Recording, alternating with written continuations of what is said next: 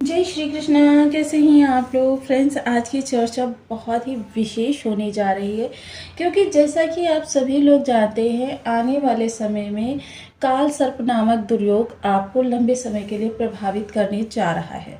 उससे पहले का ये जो समय काल है ये आपके लिए काफ़ी महत्वपूर्ण रहेगा। आज के इस वीडियो में जानेंगे काल सर्प के समय हमको क्या सावधानियां रखनी चाहिए, कितने प्रकार के काल सर्प होते हैं और आप किस काल सर्प से प्रभावित हो रहे हैं और इस दौरान आपको कौन सी चीज़ें, क्योंकि जैसा कि हम सभी लोग जानते हैं 12 प्रकार के काल सर्प होते हैं और 12 प्रकार के काल सर्प में से हर काल सर्प की प्रचंडता और उसके स्वभाव में भिन्नता होती है। कोई बहुत ज़्यादा उग्र काल सर्प होता है, कोई बहुत ज़्यादा सौम्य काल सर्प होता है। अब ऐसे में काल सर्प देखिए सभी को एक जैसा प्रभाव तो देता नहीं है, लेकिन जो चीज़ों में समानता रहती है वो चीज़ें भी चर्चा करेंगे और साथ ही साथ चर्चा करेंगे इसके विशेष उपायों की। अगर ऐसे में देखिए किसी व्यक्ति के बर्थ चार्ट में भी काल सर्प बना हुआ है और गोचर में भी काल सर्प बन जाए तो बहुत ज़्यादा उसके लिए समस्याएं उत्पन्न हो जाती हैं। लेकिन यदि हम इनको सही से समझ लें और इनका निवारण भी साथ के साथ करते चलें या सावधानियां कुछ रखते चलें तो फिर हमको वह प्रचंडता नहीं मिलती जो प्रचंडता हमको वास्तव में एक्चुअल में मिलनी चाहिए। तो इन सभी विषयों को इस वीडियो में इंक्लूड कर रहे हैं। मीन राशि 29 मार्च का ये वीडियो रहेगा। राहु के काल सर्प की चर्चा करेंगे इस समय में और जानेंगे कि क्योंकि देखिए जब ये काल सर्प बनेगा तो बीच बीच में आपको कुछ समय ऐसा भी मिलेगा जब आप काल सर्प दोष से पूर्णतया मुक्त रहने वाले, उस समय की भी चर्चा करेंगे। और साथ ही साथ क्योंकि इस समय ग्रहों की प्रचंडता बढ़ी हुई रहेगी जिस कारण से आपको किस तरीके से इस दौरान मैनेज करना है, इन सभी विषयों को इस वीडियो में इंक्लूड करेंगे। देखिए चीज़ें छोटी छोटी सी होती हैं और छोटी छोटी चीज़ों को परिवर्तित करके हम अपने जीवन को काफ़ी आसान और सुगम बना सकते हैं।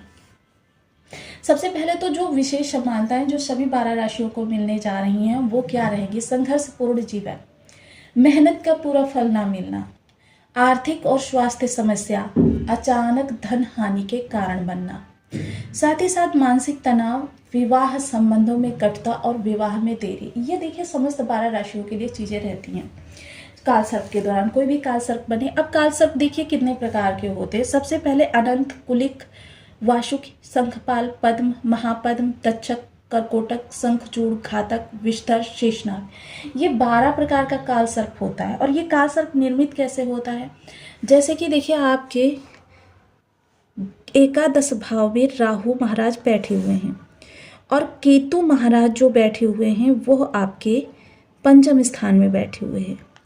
राहु केतु ये सर्प का मुख है और ये सर्प का धड़ है।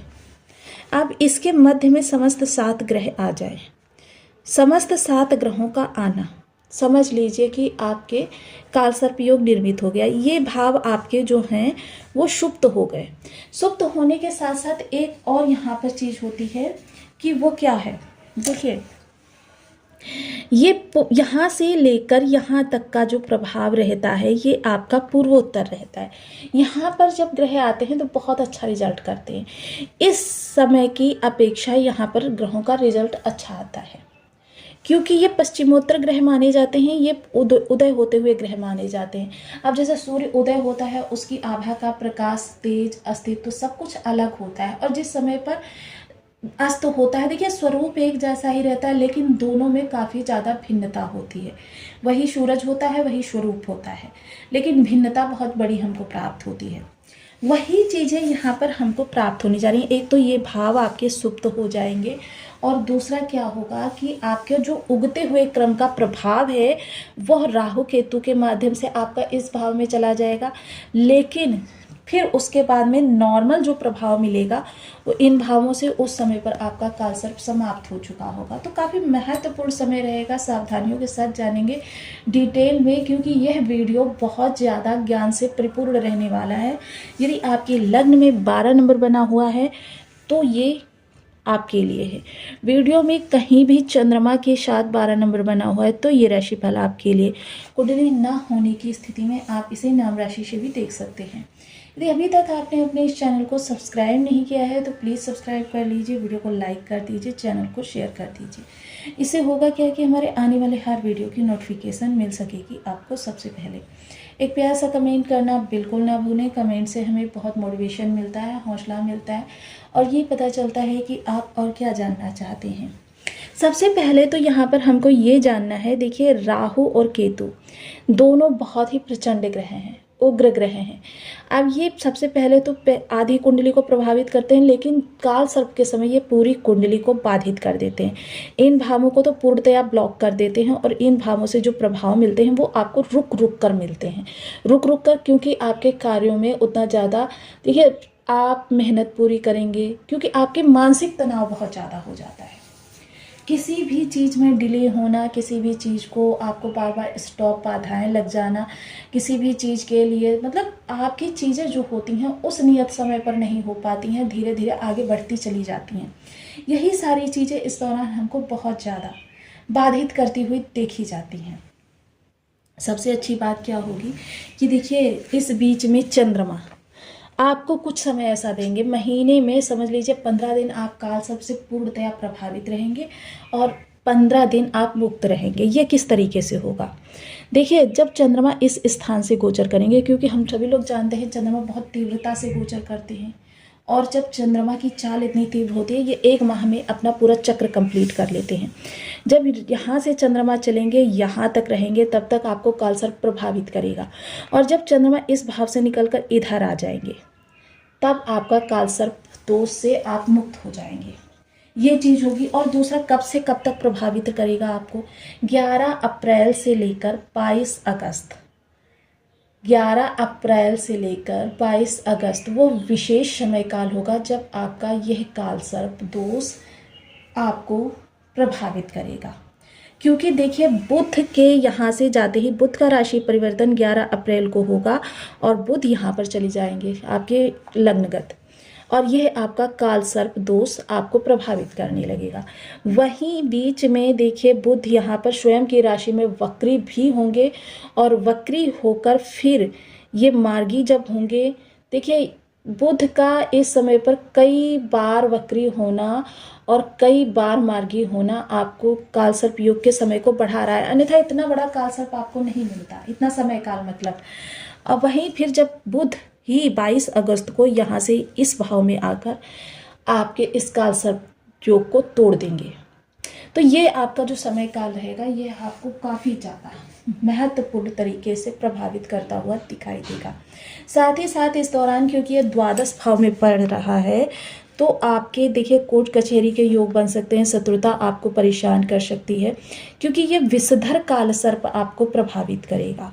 विषधर काल सर्प नाम से ही आप जान सकते हैं कि विषधर काल सर्प कितना बड़ा, कि मतलब देखिए शेषनाग, तक्षक ये सबसे बड़े दुर्योग माने जाते हैं और उनसे साथ में ही ये विषधर जो काल सर्प होता है ये भी बड़ा काल सर्प माना जाता है।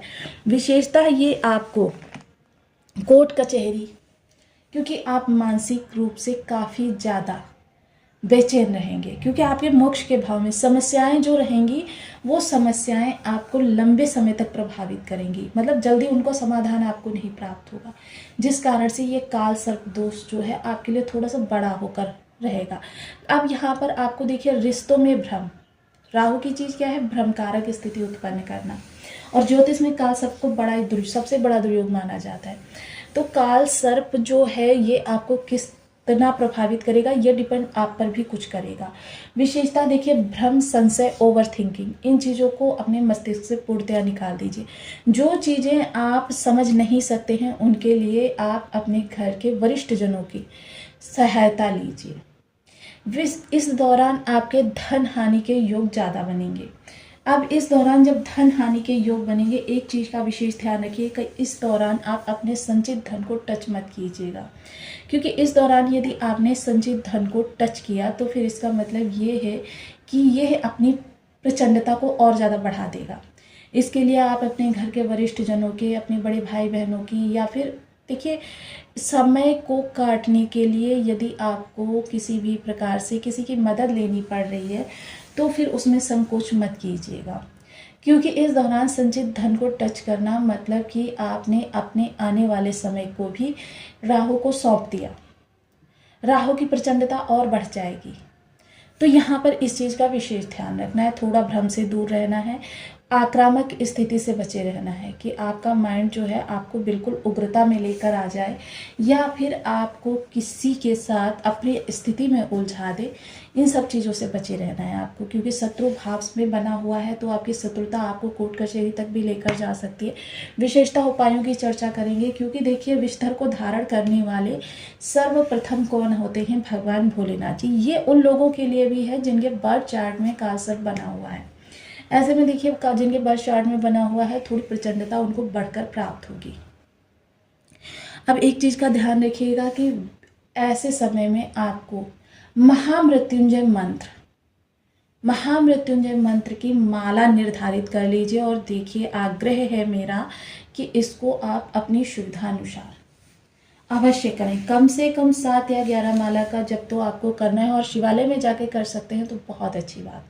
लेकिन अगर शिवालय में जाकर नहीं कर सकते, ज़्यादा समय नहीं है, तो कम से कम 1 या 2 माला तो अवश्य करें। इसके अतिरिक्त देखिए चांदी या तांबे के नाग नागिन का जोड़ा बनवाइए। तांबे का एक कलश लीजिए, उसमें चावल भरिए। चावल अछत होने चाहिए, टूटे हुए चावल नहीं होने चाहिए।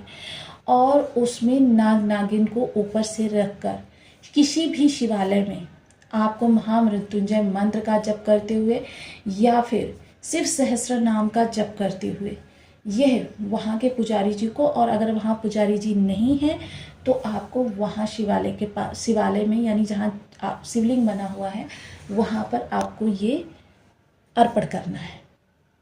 इसके अतिरिक्त देखिए राहु के आपको पूर्ण बीज मंत्र का जप करना है, या और केतु के भी। राहु की संख्या 1.25 लाख, केतु की संख्या 1.25 लाख। इनका जप करके दशांश हवन कीजिए, ब्राह्मणों को भोजन कराइए। आपका काल सर्प आपको बिल्कुल भी बाधित नहीं करेगा। साथ ही साथ भोले जी नाथ जी की नियमित आराधना भी करना परम आवश्यक है। उनको आप लाल चंदन समर्पित